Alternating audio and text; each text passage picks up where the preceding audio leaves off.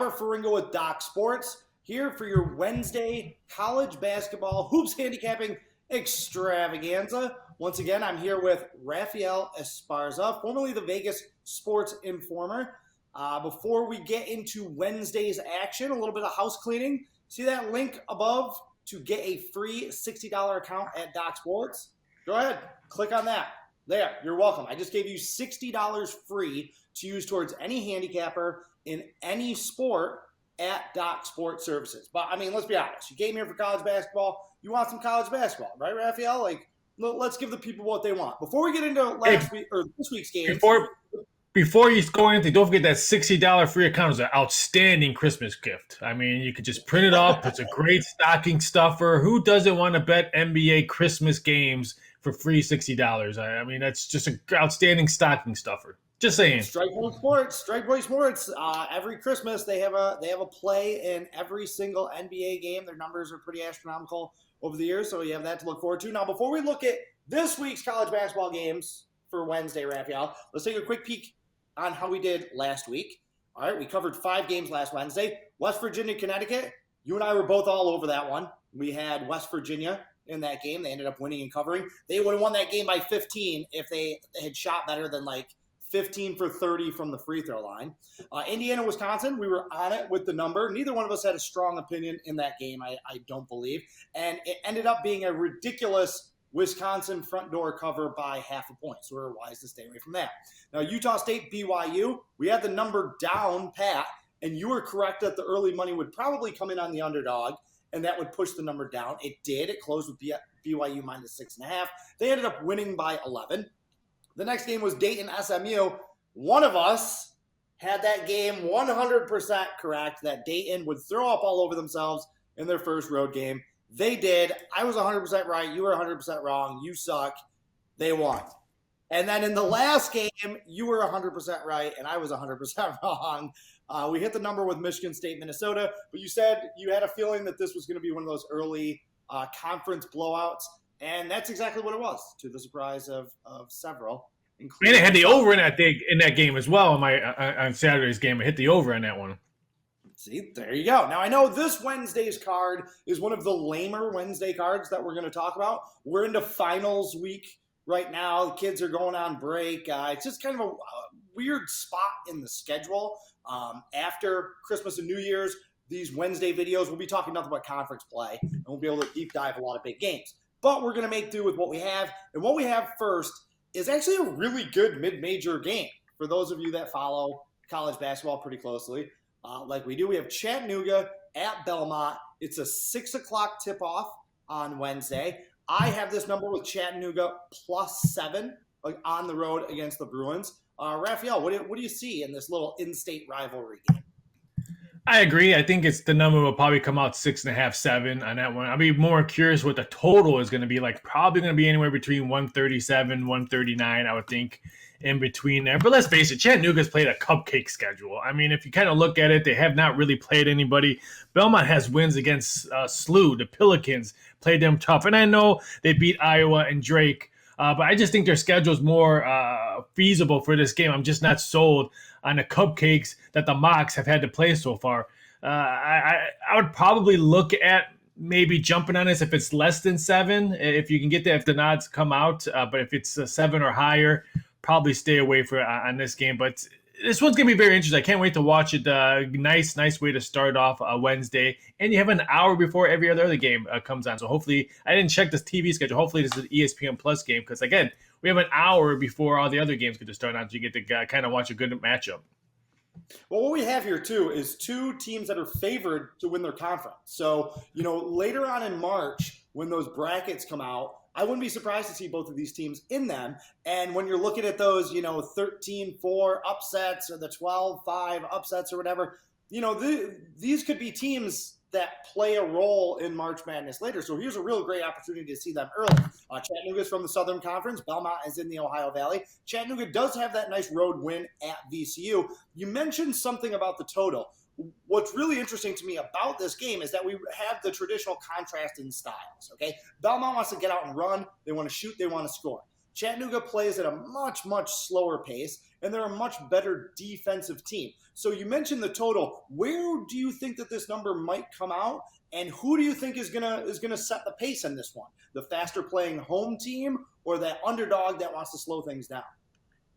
Well, if you rewatch the game with the Mocs played against LSU, they better hope it's not that type of game because Belmont will run wild on them and we'll see an easy over. Like I said, I think this total will be in the high 130s on this one. I think that's why I'm leaning towards the home team keeping the pace and would not be shocked. Again, if I'll not lie, if this thing's in between 136, 135, this will be a Docs play for me. You're getting it free right now, but this will be a Docs play just because I think Belmont will be able to control the tempo. And again, I remember watching that game between LSU, and they just controlled the tempo pretty much the whole second half, and the Mocs were out of gas. They were just looking for a 12th, 13th, or 14th guy off the bench that could just try to run with them. So I'm looking for Belmont to keep the pace up at home.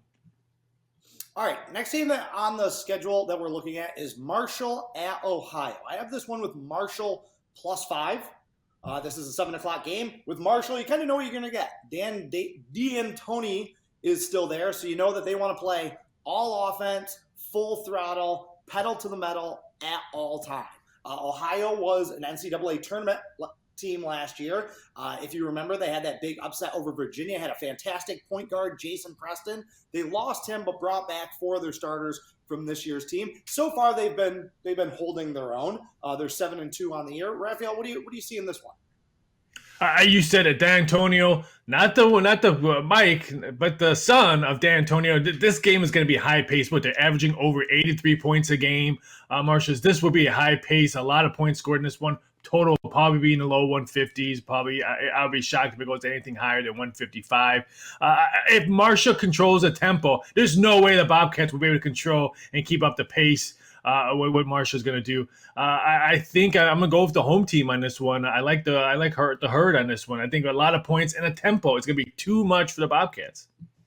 Well, Marshall actually played at Akron, another MAC team, similar to Ohio in terms of configuration, and they did lose that game 88-86, but as you can tell, it was a very close game.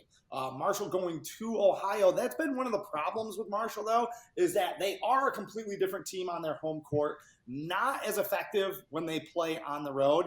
I think this is going to be a really interesting game. This is not one that I can see myself playing now.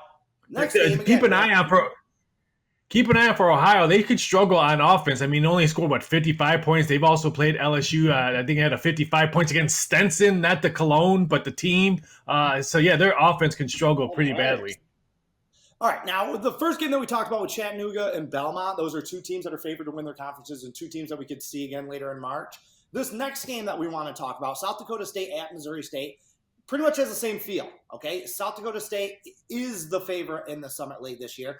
Missouri State came into the season kind of as a sleeper in the Missouri Valley. They are not the best team, but they might have the best 1-2 punch in the Missouri Valley with Isaiah Mosley and Gage Prim. Gage Prim is always going to be the best player on the court in pretty much any Valley game that he plays this year. They gotten off to a little bit of a slow start, though, Raphael. Missouri State is only 6-4. Okay, little disappointing after going 17-7 and bringing back 4 or 5 starters last year. They have the home court advantage in this one. I see this number coming out around 5.5. They're a little bigger, a little bit more athletic, but maybe not playing as well as this talented offensive South Dakota State team. What do you see here? Odds makers were really, really tight on this one because they always get bombarded with the Jackrabbits. Ever since the Jackrabbits have been in the NCAA tournament, people know them, people see the name, and they're going to get some action on that. So you don't want to make it too high because Jackrabbit action will come in on this one. If the number is high, I love me some South Dakota Jackets. I like that Baylor. I'm going to probably butcher Sherman. And Sherman, if he gets hot, especially could go double-double on assists and points. I think if he stays hot, this will be a lot tighter game. I'm looking to take the Jackrabbits myself, but I can see Missouri State holding home court. They're a tough, hard out. It was a JQH Arena. It's always a tough place to steal a road win. I'm going to probably stay away in this. If for some odd reason Missouri State opens up 6 points or higher, then I'll definitely have to look at the Jackrabbits. Yeah, for South Dakota State, not a very good road team. They lost No. at Idaho as, I believe, a 14-point favorite in that game, and they got blown out by just a terrible Vandals team. That's a really, really bad loss. And for them, it's all about defense. They gave up 104 points, 87 points, and 98 points in their 3 losses. So if they can't get stops, Missouri State will be able to get stops because they are the bigger, more athletic team. And I could see them kind of running away with that. I'm with you. If the points start to creep up, obviously there's going to be value on South Dakota State because they are a very talented offensive team, and Missouri State isn't playing very well. Yeah, but if that number starts to dip down, if we get towards like 4, 3.5 in that range, home court in the Valley is something that you don't usually want to go against. Now, we're going away from the mid-majors, kind of, and we're getting a top 20 team involved here with Northern Colorado at Arizona. Now, we know Arizona is going to win this game. It's not even going to be a question mark. But the reason that I did want to talk about this game is to bring up kind of a key handicapping point, right? The potential for a letdown. Arizona is coming off that monster win as a favorite at Illinois. Champaign, real tough place to play. Illinois, really, really good team. Do you think that Arizona has a letdown here? I have this number opening around 24, so Northern Colorado would be getting 24 points. They only lost by 13 at Texas. They only lost by 9 at Colorado State. Given that inflated number and the situation that Arizona is in, do you think that Northern Colorado has some value and that they could maybe hang around in this one? Yes and no. If you look at when Arizona played Michigan, everyone thought they were going to have a letdown game in their next one, and they blew up a century mark on their next game. So I don't see a hiccup on that one. I'm just not sold on this Northern Colorado team. This number will be 23, 24. It'll be bet all the way up to 25, 26 easily because people are going to realize that Arizona is probably for real. I was so impressed on how they were able to handle the Fighting Illini in the second half because they did struggle a little bit in the first half.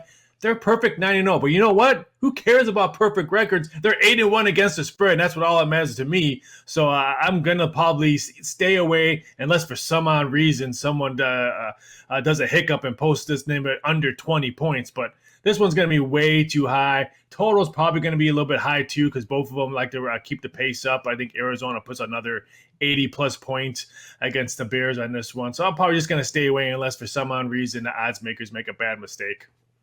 Yeah, I'm with you. I'll probably sit this one out. I'd have to lean on Arizona, to be completely honest with you, if I had to go on the side. Those are full-grown men on the Arizona team. They are big, they are strong, they are athletic, they have NBA talent on that roster. Tommy Lloyd's doing a great job over there.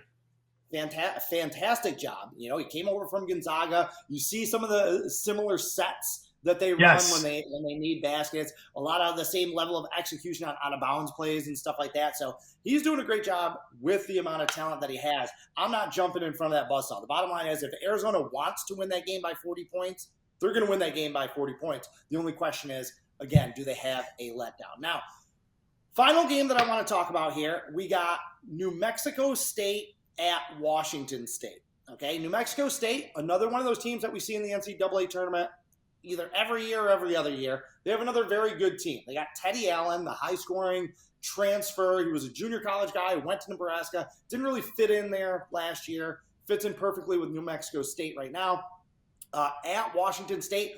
And, you know, I don't really know what to make of Kyle Smith's squad. They embarrassed Arizona State at home, winning 51-29, and they almost knocked off USC, losing 63-61, but they also lost to Eastern Washington, and they lost to South Dakota. So, you know, I have this number coming in around 8. I think New Mexico will be around a 7.5, 8-point underdog in this one.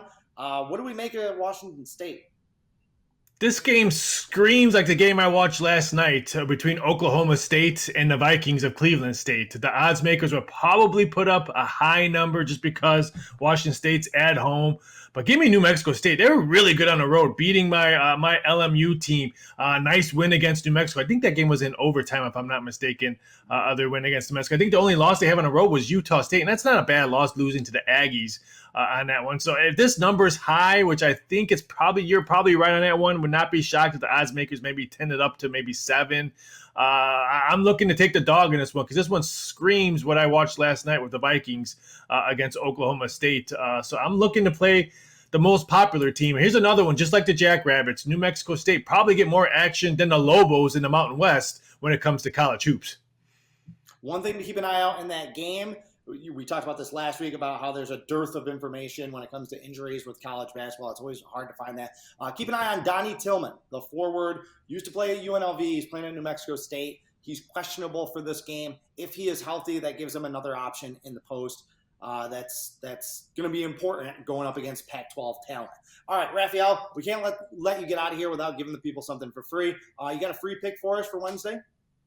It should be interesting. There's going to be, I think, a lot of good games on the board for Wednesday that people are not going to go about. And I'm going to still in my backyard with Nebraska, Omaha, and UNLV under the total. It's 138.5.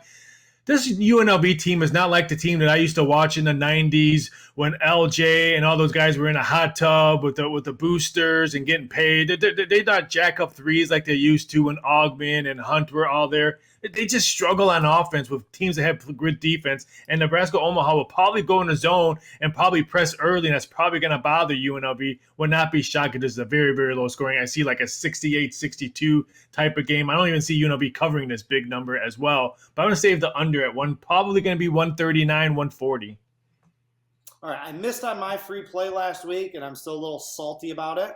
So I'm looking to get a little revenge this week. So I'm going to go with Florida International +8 over Jacksonville State. I think that number is going to be around 7, 7.5, 8 points. I think it'll start high and then be bet down. I really like FIU. They were a huge disappointment last year, but as we've talked about, we got to throw out last year because of all the COVID craziness. This is a team, they're very deep. They like to press for all 40 minutes. They like to push the tempo. And that plays right into the weakness of Jacksonville State, which is they don't have good guard play, and they're number 344 in the country in terms of turnover percentage. Jacksonville State, this isn't one of Ray Harper's better teams. He had some teams a few years ago that won 23, 24 games, were really, really good in the Ohio Valley Conference.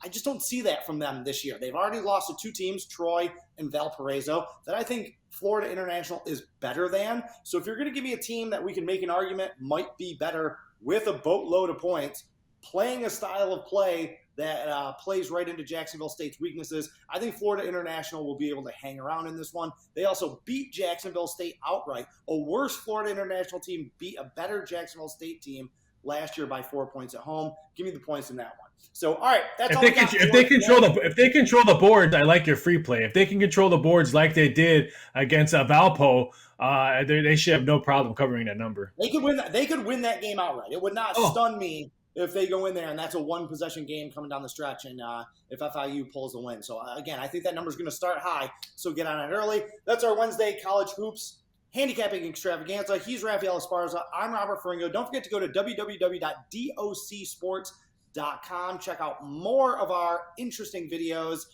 free plays, get picks, obviously. Use your $60 free account to get on board. Check back next week for another video. In the meantime, carpe diem, and good luck.